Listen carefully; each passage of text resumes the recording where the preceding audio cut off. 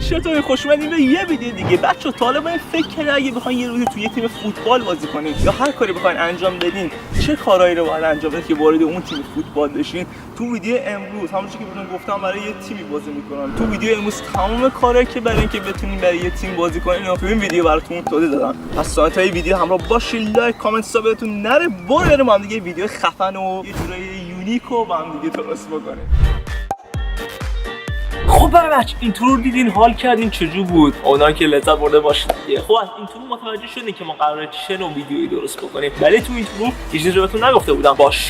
باشگاه یا همون جیم هر چی که بخواید اسمش رو بذارین خیلی مهمه. شما هر چقدر بخواید تمرین فوتبال انجام بده ولی باشگاه جاییه که تو با لحاظ عضله سازی بدن تو، نفس تو، این چیزا رو همه رو باید توی باشگاه بسازی. و ما الان می‌خوایم بریم باشگاه بهتون نشون بدیم که تمریناتی رو باید انجام بدین توی باشگاه که بدنتون آماده باشه. پس سریع کیف و وسایل همه رو قمقمه آبی رو پر بکنید، بریم باشگاه که چه تمریناتی داریم دیگه. خودتون رو آماده کنید.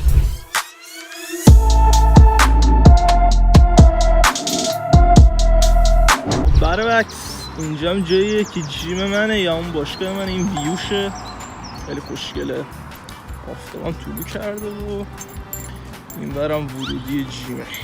برو بریم چجوریه دیگه.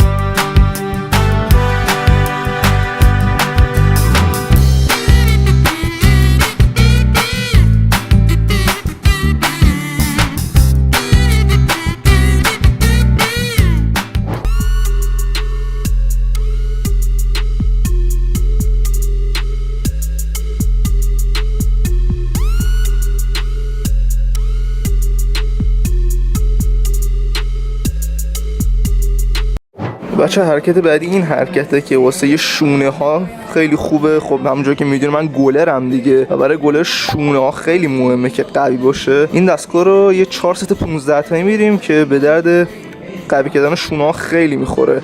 حرکتش هم براتون گذاشتم این پایین اینجا این قسمت که ببینید چه جوریه. من برم 15 تا ست از این بزنم و بریم سراغ حرکت بعدی. بچه‌ها پا هم مهمه دیگه واسه گلر یا فوتبالیست کلا دیگه. این حرکت پا رو براتون میذارم که ببینید چه چیزی من انجام بدم. از اینم 4 تا ست 15 تایی میریم که قشنگ پا قوی بشه دیگه. برای نایه همسترینگ هم خیلی خوبه که این حرکت رو بزنید که قوی بشه پات. خب بچه‌ها حرکت بعدی اینه. می‌بینید اینو میکشید روی با دستات میذارین بالا میکشیش پایین. واسه شونات عالیه که بیشتر مثلا معمولا گیمرن و پشت میز برای من که میشینن ممکن توی مدت دراز مدتی قوس پیدا بکنه کمرتون. این فیکس میکنه کمرتون. خیلی حرکت جالبیه. بریم ما هم بزنیمش.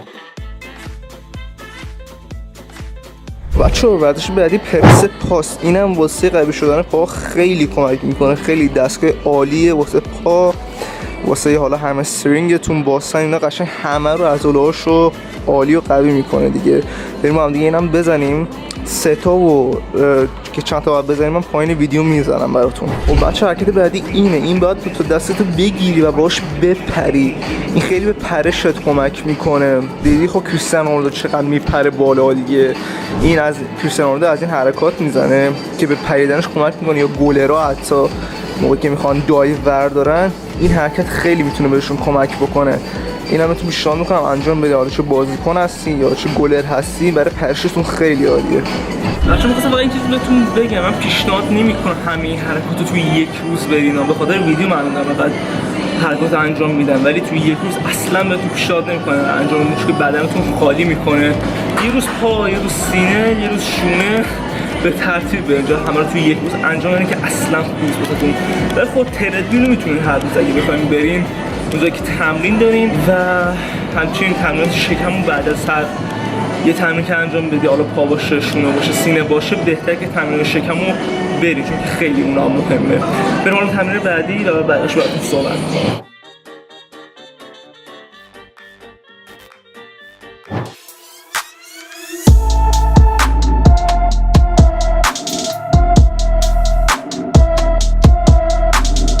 واقعا میرسیم به مادر ورزش دیگه که اگه نداشته باشیش کلا تو ورزش سلامتیت نابود دیگه. تردمیل، دویدن شما باید حداقل روزی 20 دقیقه الی 30 دقیقه انجام بده. اگه ندارین یک بدنتون اصلا آماده نیست و به نفس میافتین. اگه بخوام برای باشگاهی بریم بازی بکنین یا چیزی، اون نفس افتادن خیلی بده. روزی 20 دقیقه هیت کاردیو انجام بدین. هیت کاردیو یعنی که 30 ثانیه با تمام قوا بدوین، 90 ثانیه استراحت کنید، دوباره برای 8 تا راند اینو انجامش بدید که خیلی مهمه. من هر روز موقعی که میام جیم ته هر سشنی که انجام میدم باید حتما تردمیل رو بیام. خیلی مهمه، یعنی هر کاری میکنین تردمیل رو از برنامه باشگاهتون حذفش نکنین. خیلی مهمه. بریم ما هم تردمیل رو بزنیمش و دیگه بعدم یکم حرکات شکم و دیگه تمام دیگه. چون موقعی که تمرین تمام شه همیشه عادت دارم بیام جلو آینه خودم رو نگاه بکنم، از بدنی که ساختم راضی باشم. عکس قبل و بعد از رژیمم براتون پایین میذارم که ببینید چه اتفاقی افتاد تو چند ماهی که رژیم گرفتم. شما هم حتما